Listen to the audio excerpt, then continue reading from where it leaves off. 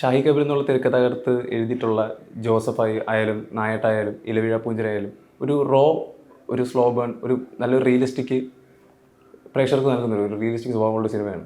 അപ്പോൾ ഓഫീസിൻ ഡ്യൂട്ടിയിൽ ഒരു കുറച്ചുകൂടി കൊമേഴ്ഷ്യലി ബ്ലെൻഡ് ചെയ്ത് ഇപ്പോൾ നല്ല മാസ് ബീജിയം ഒക്കെ ഇട്ട് അത്യാവശ്യം കുറച്ചൊക്കെ മാസ് സീൻസൊക്കെ ഇട്ട് അത്രയും എലിവേറ്റ് ചെയ്യുന്നില്ലെങ്കിലും ഒരുപാട് ചെയ്തിട്ടുണ്ട്. അപ്പോൾ എന്തുകൊണ്ടാണ് ഓഫീസിൻ ഡ്യൂട്ടിയിലോട്ട് എത്തിയപ്പോഴത്തേക്കും അങ്ങനെ ഒരു ചേഞ്ച് റൈറ്റിംഗ് സ്റ്റൈലിലാണെങ്കിലും ഇപ്പം മേക്കിങ്ങിലെ വേറെ ഡയറക്റ്റ് ആണെങ്കിലും എന്തുകൊണ്ടാണ് അങ്ങനെ ഒരു ഇല്ല, ഇതിൻ്റെ അകത്ത് ആദ്യമേ തന്നെ സംവിധായകന് എല്ലാത്തരം ജനങ്ങൾക്കും കണക്റ്റ് ആവുന്ന ഒരു സിനിമ വേണമെന്നുള്ളതായിരുന്നു പുള്ളിയുടെ ആഗ്രഹം. ഇപ്പോൾ പ്രൊഡ്യൂസറായ മാർട്ടിൻ ചേട്ടനും കുറച്ചുകൂടെ തിയേറ്ററിക്കൽ. ഇപ്പം നമുക്കറിയാം OTT അങ്ങനെയുള്ള ആൾക്കാരൊക്കെ പടമെടുക്കൽ വളരെ കുറച്ചു, ആഫ്റ്റർ റിലീസാണ് എടുക്കുന്നത് പലപ്പോഴും. അപ്പോൾ അങ്ങനെ ഒരു സാഹചര്യം വരുമ്പോൾ നമുക്ക് ഉറപ്പായിട്ടും തിയേറ്ററിൽ വർക്ക് ചെയ്യുന്ന സിനിമ എന്നുള്ളൊരു ഫോർമാറ്റേ നമുക്കിനി ചിന്തിക്കാൻ പറ്റത്തുള്ളൂ. ഇനി പഴയ പോലെ ഒരു ഇലവിഴ പൂഞ്ചിറ എനിക്കിനി ചിന്തിക്കാൻ പറ്റില്ല. കാരണം അതൊരു പർട്ടിക്കുലർ ആൾക്കാർ മാത്രമേ കാണൂ, അതിനപ്പുറത്തോട്ട് റീച്ച് കിട്ടില്ല. അപ്പം അതുകൊണ്ടൊരു കൊമേഴ്ഷ്യൽ ചിന്ത ഉണ്ടായിരുന്നു, അതിനുവേണ്ട ശ്രമങ്ങളാണ് നടത്തിയത്.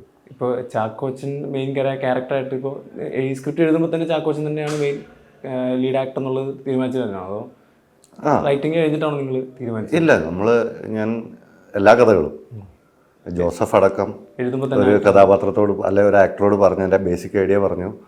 അപ്പോൾ അവർക്ക് അത് ഇഷ്ടമായി ചെയ്യാമെന്ന് പറയുമ്പം നമുക്ക് കുറച്ചുകൂടെ സ്വാതന്ത്ര്യമുണ്ട്. പ്ലസ്സുകളും മൈനസുകളും എല്ലാം നമ്മുടെ കയ്യിലുണ്ടവർ ഒരു ആക്ടറെ.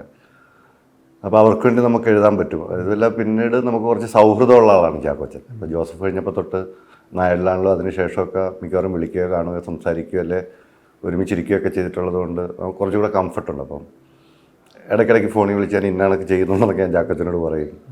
അങ്ങനെ ഓക്കെ അല്ലേ എന്നുള്ള രീതിയിലൊക്കെ ചോദിച്ചിട്ട് നിങ്ങൾ പടം കണ്ടു കാണാം അങ്ങനത്തെ ഒരു സീനൊക്കെ. കാരണം നമുക്കിത് ബേസിക്കലി ചാക്കോച്ചൻ എന്ന് പറയുന്ന ആളെ ഫസ്റ്റ് സീനിൽ തന്നെ ബ്രേക്ക് ചെയ്യണം ഈ പടത്തിൽ. അപ്പോൾ അങ്ങനത്തെ ഒരു സീനൊക്കെ നമ്മൾ ഫിക്സ് ചെയ്യാൻ നേരം ആദ്യമേ നമ്മൾ ചോദിച്ചിട്ട്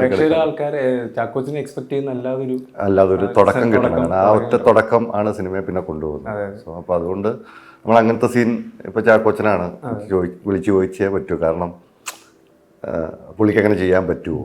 അപ്പോൾ പുള്ളി ഓക്കെ പറഞ്ഞു. അപ്പോൾ ആ ഒരു ഫ്രീഡം ഉണ്ട്, അത് എഴുത്തിന് നമുക്ക് എപ്പോഴും ഗുണകരമാണ്. ആർട്ടിസ്റ്റ് ഒരു കമ്മ്യൂണിക്കേഷൻ ഉണ്ടാകുന്നത്.